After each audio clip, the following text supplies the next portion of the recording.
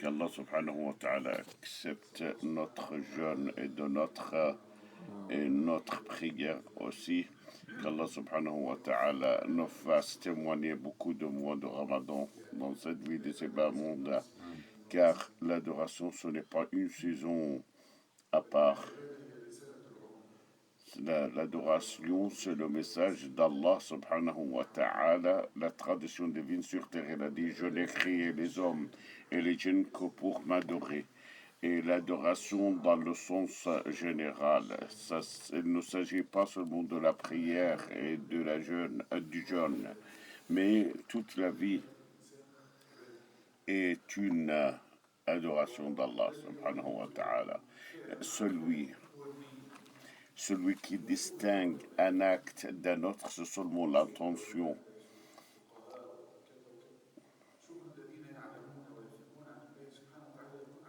Et les ulama, comme disent, c'est l'intention qui compte. Et on doit rectifier quelquefois même son intention. Toute chose dans cette vie d'ici bas monde, on peut le changer pour qu'il soit une adoration, même les choses normales et les choses permises. S'il y a la bonne intention, ça devient une adoration d'Allah subhanahu wa ta'ala. C'est pour cela qu'on dit l'adoration d'Allah est le message perpétuel dans cette vie de ces bas mondes. Et c'est pour cela Allah il a dit: adore. Alors ton Dieu il dit à son messager jusqu'à ce que la certitude arrive. La certitude, ça signifie, comme Ibn Kathir l'exégète, il dit, ça c'est la mort.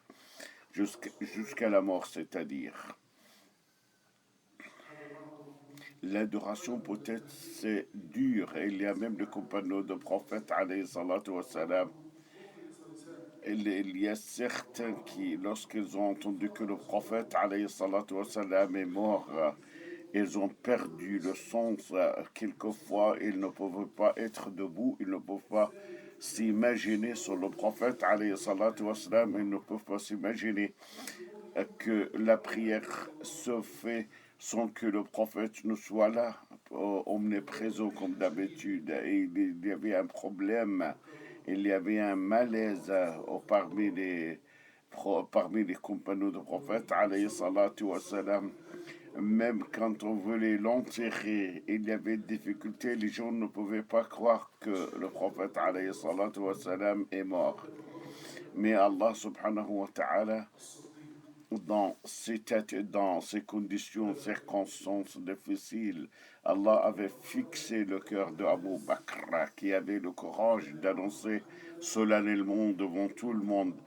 Il a dit: ô vous les gens, celui qui adorait Muhammad, qu'il sache que Muhammad sallallahu alayhi wa sallam est mort. Mais celui qui adore Allah, Allah est là, il est perpétuel, il ne peut pas être mort. Et il a dit, il a récité un verset qui était très clair, c'est-à-dire c'est le prophète alayhi salatu wa salam est mort, si le prophète est mort, vous devez rester sur votre foi. Mais il ne faut pas vraiment revenir à son foi, sa foi, revenir à sa foi si le prophète alayhi salatu wa salam. Même Omar ibn Khattab, qui était stupéfait en entendant la nouvelle de la mort du prophète alayhi salatu wa salam, il a juré quand Abu Bakr avait récité ce verset-là, comme s'il ne l'avait jamais entendu. Et pourtant, il connaît, même il était révélé quand il était avec le prophète alayhi salatu wa salam. Et c'est pour cela qu'on a continué à adorer Allah, même après la mort du prophète alayhi salatu wa salam. Pourquoi? Parce que, comme je vous dis, c'est le message perpétuel qui ne dépend de personne, même pas du prophète lui-même, sallallahu alayhi wa sallam. Même celui qui avait communiqué ce message-là, mais ça ne dépend pas de lui. Ça dépend d'Allah subhanahu wa ta'ala. Alors, Allah qui est le maître de Ramadan, et le maître de Shawwal, et le maître de toute adoration, il n'est pas confiné à un seul mois. C'est le cheikh, vous avez entendu peut-être dans la prière de matin, il y avait des versets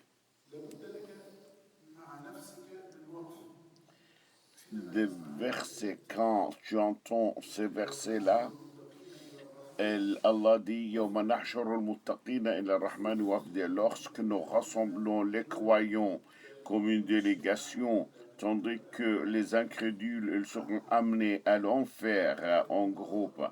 Et dans le deuxième raka, la deuxième inclinaison, il a dit que tout le monde est recueilli. Et lorsque le Rahman, le miséricordieux, arrive, tu n'entends rien, seulement peut-être de chuchotement. Peut-être on va dire, qu'est-ce que je dis à mon Dieu à ce jour-là? C'est maintenant, à ce moment-là, si Allah récupère mon âme, et ça sera le dernier jour. Alors qu'est-ce que c'était même le jour où tu seras enterré et tu seras interrogé par Munkar wa Nakir sur ta religion, sur ta foi, tu dois être sûr et certain qu'Allah subhanahu wa ta'ala te donne la position ferme. Alors, c'est-à-dire, ici, tu dois savoir, tu as un message perpétuel, qu'il est le bénéfice que tu as donné aux autres, c'est-à-dire comment regarder cette vie de ce bas monde ou dans la vie dans l'au-delà. Même dans l'éducation que tu donnes à tes enfants, il faut que tu sois utile. Il faut que tu sois l'exemple dans le traitement des autres, comment se comporter avec le monde autour de moi. Si on se mettait à cette place, est-ce qu'on va, c'est-à-dire rencontrer Allah subhanahu wa ta'ala avec plaisir quand il voit tous les anges autour de lui? Est-ce qu'il sera content vraiment parce qu'il a rempli ses devoirs comme il faut envers Allah subhanahu wa ta'ala? Allah dit, regardez une fois, ô vous, l'âme sereine, alors revenez à votre Dieu, revenez à votre Dieu,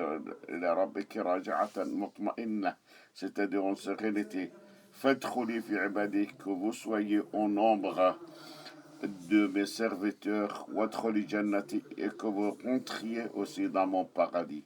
Alors on doit savoir qu'on sera interrogé par Allah subhanahu wa ta'ala. On doit se poser la question, est-ce que mes actions alors me rendent éligible pour que je sois parmi les serviteurs d'Allah et pour me voir entrer dans le paradis? Il faut que tu saches, tu dois être sûr et certain que tu es enveloppé par la miséricorde d'Allah subhanahu wa ta'ala. Le paradis, comme vous le connaissez, lorsque le prophète alayhi salatu wa salam décrit le paradis, il dit chaque serviteur d'Allah dans le paradis, il aura 1000 serviteurs et chacun te sert d'une manière différente que l'autre. Chacun il a sa spécialité pour te servir, pour servir l'homme qui était honoré par Allah subhanahu wa ta'ala.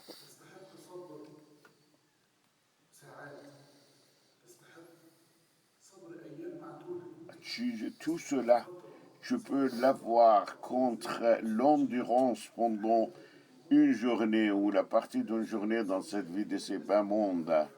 Alors, ce Ramadan passe comme ça se voit, il est passé vite. Et tout le monde s'étonne, mais Ramadan, comme si c'était hier que le mois a commencé. Et pourtant, tout cela, pendant quelques jours, tu auras le paradis perpétuel, sans mort, ça n'existe pas. Nous voyons que les bénédictions peut-être baissent maintenant quand vous vivez ici, peut-être les prix qui sont plus hauts, la situation économique. Ce que je veux dire avec tout cela, dans la mesure où tu es là ici dans cette vie de ce monde, il faut faire vraiment les actes, les œuvres qui te rendent éligible pour te voir entrer dans le paradis. Et si nous savons que le capital de chacun de nous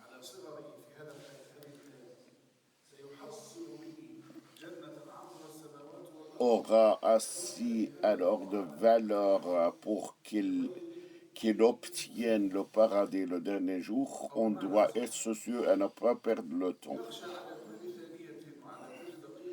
Il faut être soucieux à ne pas perdre une minute ou une heure sans avoir l'intention, la bonne intention. Peut-être j'ai parlé de cela au milieu de Ramadan, au milieu du mois de Ramadan. Les gens qui sont en permanence perpétuelle dans le paradis parce qu'ils avaient l'intention, alors une bonne intention très sincère, et tandis que les gens qui seront dans l'enfer le seront parce que justement ils avaient les mauvaises intentions. Les gens alors qui étaient sincères, même s'ils avaient vécu pendant 1000 ans sur la terre, ils auront les bonnes intentions. Tandis que les incrédules, même s'ils avaient vécu pendant quelques jours, ils auraient les mauvaises intentions. Je lisais le Coran, par exemple, pendant le mois de Ramadan, j'ai fait Tahajjud, et il y avait de recueillements partout. Peut-être après Ramadan, on rentre le jeûne, mais toi, tu ne dois pas fléchir devant ton âme, le fort intérieur de toi. Tu ne dois pas, il ne faut pas t'obéir, il faut résister et il faut aussi justement éduquer ce fort intérieur de toi pour que tu sois le serviteur d'Allah subhanahu wa ta'ala. Et il faut saisir cette occasion pour savoir de la manière comment faire l'obéissance d'Allah, ses adorations.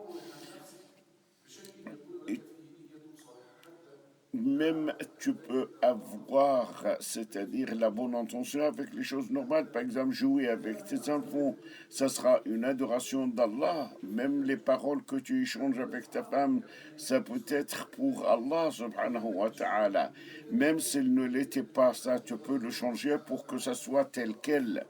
Avec les enfants, avec les femmes et les choses normales que tu fais normalement. Dans ce cas-là, tout sera en service d'Allah, tout sera fait sur le sentier d'Allah et tu auras de la récompense. Même si tu fais l'amour à ta femme, tout cela, tu auras de la récompense. Nous connaissons beaucoup de hadiths dans ce sens-là. C'est pour cela, comme l'un des hommes, l'un des compagnons du prophète, alayhi salatu salam, il a dit, il faut que tu aies vraiment une partie dans toutes les bonnes œuvres. Tu lis le Coran, tu jeûnes, tu fais la prière. L'imam Ahmad, quelquefois, il marchait. Vous connaissez Ahmad ibn Hanbal. Il a vu un homme qui était en train de voler. Il a vu ça avec ses yeux. Et lorsque la prière a commencé, l'imam a fait la prière. Alors, l'imam Ahmad, il a vu le même voleur en train de faire la prière.